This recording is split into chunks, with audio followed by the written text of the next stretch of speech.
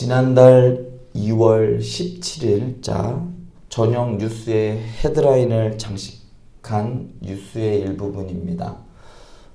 한때 1970년대 전국을 주름잡았던 양은이파의 조직폭력배 두목인 양은희 씨가 그의 소식으로 인하여 저녁 뉴스가 한번 시끌시끌했었습니다.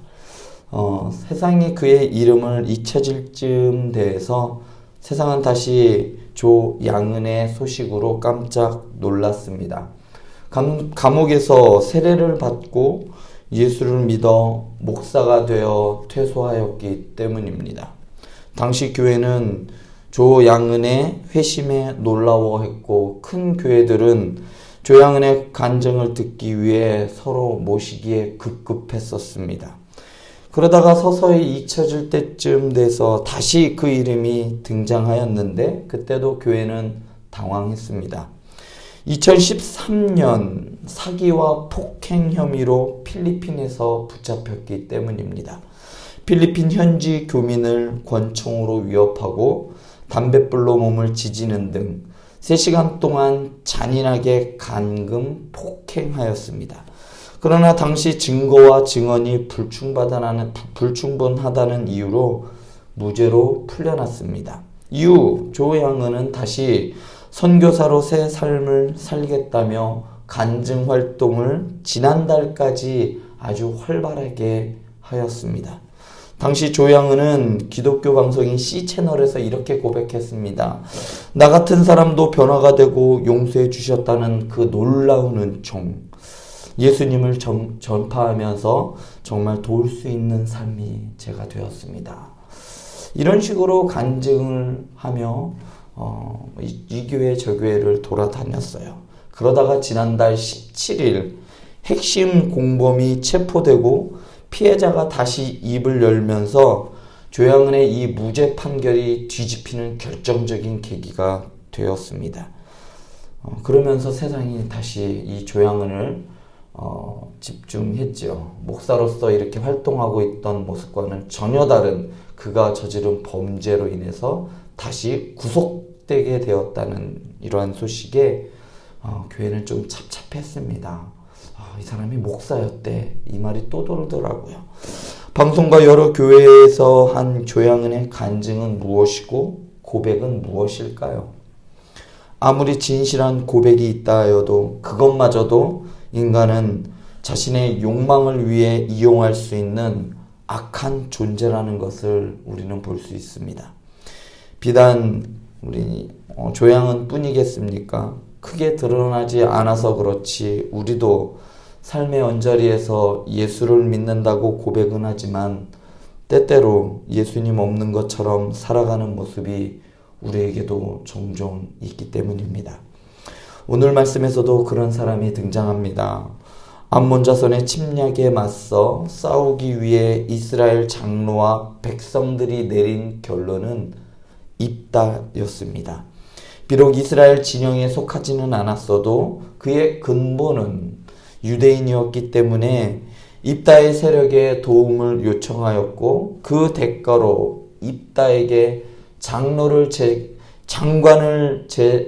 제안하였지만 입다는 그것을 거절하자 그의 왕으로 우두머리로 추대할 것을 약속하였습니다. 이스라엘 백성의 왕으로 추대된다는 이런 입다는 암몬 자손의 왕에게 사신을 보내어 왜 내 땅에 쳐들어왔냐고 물었습니다. 사실 입다는 이스라엘을 암몬의 위협으로부터 구원할 경우에 모든 주민의 머리가 되겠다고 약조하였습니다. 그러니까 암몬 왕에게 사신을 보내는 당시에는 엄밀하게 말하자면 이 입다는 이스라엘의 왕이 아니지요. 다스리는 자도 아니었고 단지 이스라엘을 위하여 싸우는 사람일 뿐입니다. 그럼에도 입다는 암몬 왕과 대등한 지위에 있는 사람처럼 내 땅이라고 이야기를 합니다. 이에 대한 암몬 왕의 대답은 아르논에서 야복과 요단까지 내 땅을 정복했기 때문이다 라고 말합니다. 암몬 왕이 내 땅이라고 한 것과 입다가 이스라엘의 땅을 내 땅이라고 한 것은 아주 묘한 대치를 이루고 있습니다. 입다는 사사로 세워질 만한 그릇이 되지 못했고 신앙적으로도 하나님에 대하여 자세히 잘 알지 못했습니다. 하나님께서 아브라함에게 약속하신 가나안 땅을 모세와 여호수아를 통해 그의 백성 이스라엘에게 주셨습니다. 누구보다 입다는 이 사실을 잘 알고 있었습니다. 이후에 나오는 암몬 왕과 설전을 보면 입다는 이스라엘의 역사에 정통하였고 여호와 신앙에 대해서도 알고 있었다라는 것을 우리는 알 수 있습니다. 암몬 왕은 이스라엘이 애굽에서 올라올 때 아르논에서부터 야복 그리고 요단까지 내 땅을 점령했으니까 이제 그 땅을 돌려달라고 요구를 합니다. 그러자 입다가 이렇게 이야기해요. 그럴 리가 있니? 아니야. 애굽 당시 출애굽 당시 이스라엘이 모압과 암몬 자산의 땅을 점령하지 않았어. 우리는 그냥 지나갈 수 있도록 암몬 왕과 에돔 왕에게 사정했지만 그들이 거부했어. 그래서 우리가 어떻게 했겠어? 니네 나라 경계를 따라 이렇게 삥 돌아갔던 거야. 결국 우리 모압 지역으로 들어가지 않았어. 그리고 헤스본 왕 시온에게도 그 땅을 좀 지나가게 해달라고 부탁을 했는데 갑자기 우리를 공격하지 않겠어. 그런데 우리 하나님 여호와께서 헤스본 왕 시온과 그의 백성을 우리에게 넘겨주셔서 우리가 그 땅을 점령하게 된 거야. 생각해봐. 우리 하나님 여호와께서 그의 백성인 우리에게 주셨는데 야, 그 땅이 어떻게 너네 땅이야? 우기는 게 맞아 안 맞아? 바로 입다의 대답이 이 말입니다. 입다는 암몬 왕에게 그러면서 두 가지를 지적합니다. 하나는 이스라엘은 절대로 암몬을 침략한 적이 없다는 겁니다. 왜냐하면 하나님께서 약속하신 땅은 암몬의 땅이 아니라 가나안 땅이야. 그러면서 입다는 아르논이라는 이 지역이 모압의 경계라는 것을 강조합니다. 이 땅은 너네 땅 속에 들어가 있는 게 아니라 경계야. 그러면서 우리의 선조들은 모압 땅 안으로 들어가지 않았다라고 분명하게 밝힙니다. 그리고 또한 두 번째로는 이스라엘이 차지한 길르앗은 원래 아모리 족속의 땅이야. 그래서 입다는 이스라엘이 아모리 족속의 땅을 얻게 된 경위를 자세히 설명합니다. 이스라엘은 모압이나 에돔처럼 아모리에도 사자를 보내요. 그러면서 야, 우리 좀 지나가게 해줘. 그러자 다른 모압이나 에돔은 야, 싫어, 안 돼, 지나가지 마, 이렇게 얘기하지만 아모리는 다짜고짜 쳐들어옵니다. 쳐들어오면 어떻게 하겠어요? 도망갑니까? 맞서 싸우죠. 싸워서 이기면 어떻게 될까요? 당연히 이긴 거에 대한 전리품으로 그 땅을 차지하게 되는 겁니다.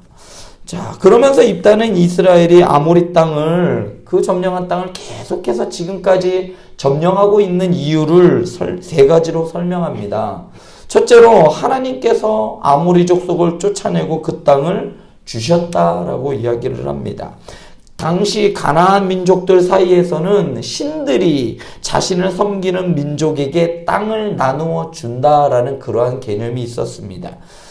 13절과 15절에 사용한 이 점령하다라는 단어는 강제로 빼앗다, 취하다라는 의미였지만 21절에서 22절에 사용한 이 점령하다라는 단어는 다른 단어예요. 야라쉬라는 단어로 차지하다, 분명한 뜻으로는 기업으로 받다라는 의미가 있어요. 그러니까 암몬 왕은 왜 우리 땅을 빼앗았느냐라고 물었고 입다는 그 땅을 여호와께서 우리에게 유업으로 주셨던 거야. 우리는 강제로 빼앗지 않았다. 하나님이 유업으로 주셨어. 그래서 우리는 그것을 얻은 것뿐이야 라고 응수하였던 겁니다. 그러면서 야, 너네도 너네 신 그모스가 땅을 차지하게 해주면 너는 그 땅을 안 가질 거니? 라고 물었습니다. 그런데 입다의 말 중에 안타까운 입다의 신앙의 상태를 보여주는 말이 있는데 입다도 이러한 생각을 가지고 있었던 것으로 보입니다. 오직 여호와만 참 하나님이심에도 불구하고 입다는 하나님 말고 다른 우상들도 자신을 믿는 자에게 땅을 나누어 준다라고 생각했던 것이에요. 그러니까 우상들을 인정했던 것이죠. 입다가 제시한 아모리 땅을 점령하는 두 번째 정당성에 대한 이야기는 야, 그럼 너네가 발락보다 잘났냐? 라는 겁니다. 모압 왕 발락은 이스라엘이 아모리와의 전쟁에서 이기고 그 땅을 차지하자 두려움을 느끼고 이스라엘을 대적하였습니다. 당시 이름 꽤나 날리던 예언자였던 발람을 불러 이스라엘을 저주하려고 합니다. 그러자 하나님께서 발람을 통해 이스라엘을 축복하게 하시자 감히 이스라엘과 전쟁을 할 엄두도 내지 못합니다.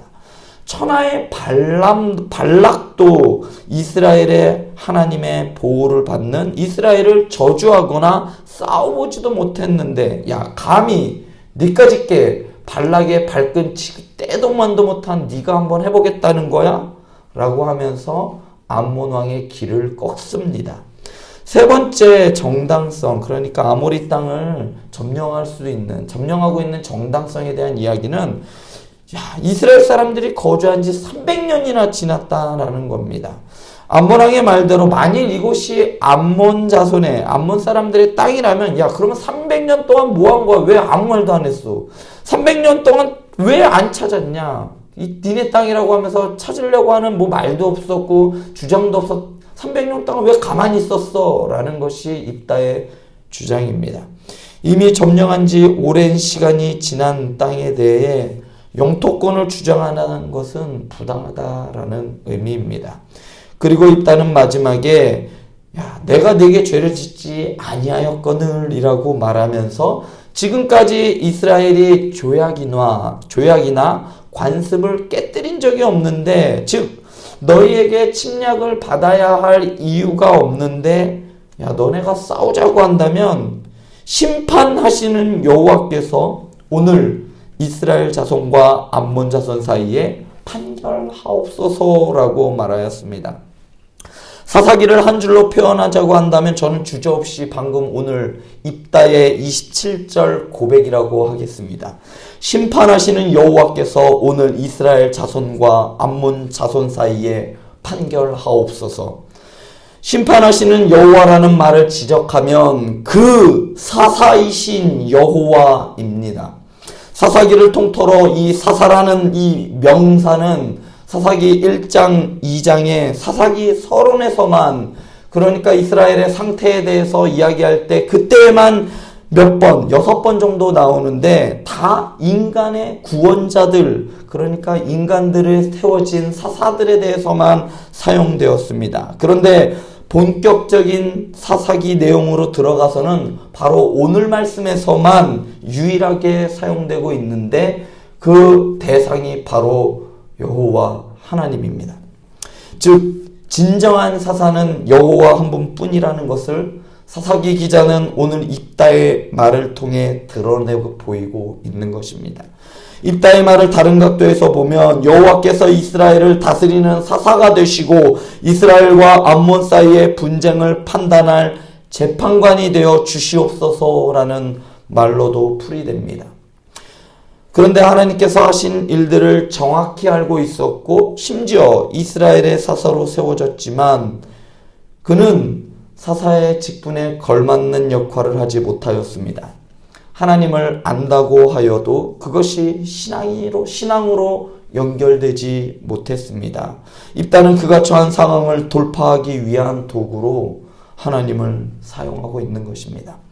9절에서와 같이 만일 여호와께서 그들을 내게 넘겨주시면 이라는 말을 통해서 입다가 노린 것은 이스라엘 내에서 설 자리를 신적인 통치를 위해 자신의 입지를 다지는 것이었습니다. 암몬과의 전쟁에서 진다면 입다는 이스라엘 내에서 설 자리를 잃게 되고 기드온이 그랬던 것처럼 신에게 부여된 막강한 권한은 막강했기 때문에 입다도 하나님께서 판단해 달라는 호소를 통해 승리하였을 때 기대되는 신적인 권한을 누리고자 하였던 겁니다. 아무리 암몬 왕을 향해 긴 발언을 하여 그 발언 속에 정통적인 신앙 고백이 있다 하여도 입다는 자신의 목적을 위해 하나님을 이용하기 위한 이용한 그러한 고백을 하였던 겁니다. 사실 27절의 입다의 이러한 고백 자체에는 아무런 문제가 없습니다. 그러나 우리 생각해 보시기 바랍니다. 우리도 얼마든지 이러한 고백은, 이러한 말은 할 수 있습니다. 그것이 신앙적인 말이라고 하여도 나 자신의 욕망을 위하여 얼마든지 이용할 수 있는 존재가 바로 우리이기 때문입니다.